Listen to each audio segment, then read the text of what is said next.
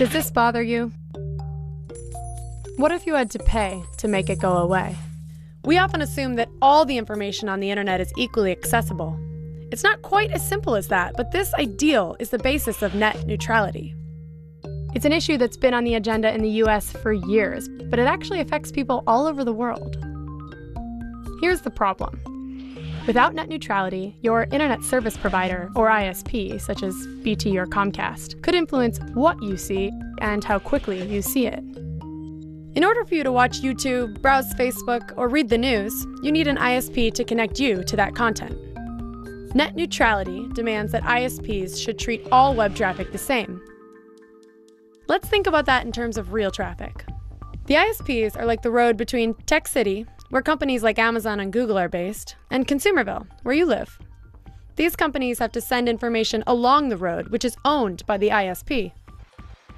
Currently, vehicles from Google and vehicles from a small company travel on the same road at the same speed. The ISP cannot favor one over the other, so the Google van cannot overtake its competitor's little car. But imagine the road is converted into a highway with a fast and slow lane. To access the fast lane, companies have to pay the ISP more money. This favors big companies who can afford to pay. Some companies might even be denied access to the road altogether. It would be the ISP's choice. Without net neutrality, the ISP highway has stopped treating all traffic the same. What does this mean for you? Well, without net neutrality, you might find some services slow down unless your favorite sites pay the ISPs. This has happened before. In 2014, before net neutrality regulations were enshrined in law in the US, Comcast customers noticed Netflix streaming speeds plummeting. It wasn't until Netflix agreed to pay Comcast more money that streaming speeds shot up again. It could also lead to higher prices for you. ISPs could charge premium prices for people who want to watch a video or listen to music at peak times. And if companies are forced to pay for the fast lane, the price increase might be pushed back onto the consumer. That means you could end up paying more to browse your favorite sites. You might even notice a decrease in the quality of content. While larger companies can afford to pay up for better service delivery, smaller companies may not be able to keep up. Less competition means less pressure to improve products and services. And if smaller companies fold, the consumer will have less choice. ISPs could choose to slow down content of any kind. Let's take the business of streaming video. If Netflix makes an arrangement with an ISP, the ISP could block Netflix's competitors from reaching customers. Many ISPs have started their own streaming services. They could favor their own content and block competitors out completely.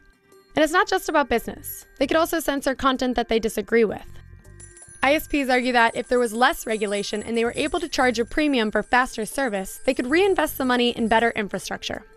This could include improved access for people in remote and rural areas. If popular services like YouTube are putting more strain on the ISP's network, it makes sense for them to pay more anyway.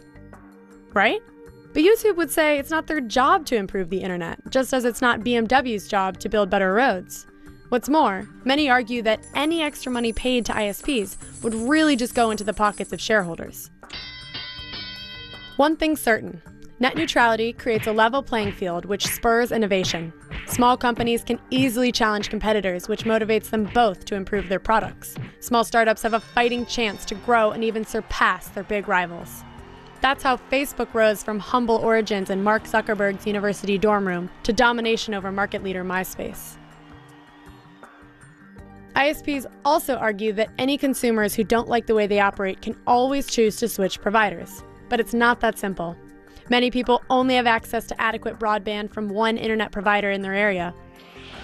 Without net neutrality, that one ISP could have a lot of control over what those consumers get to see online. So what do you think? Should net neutrality rules be protected, loosened a little, or even scrapped altogether?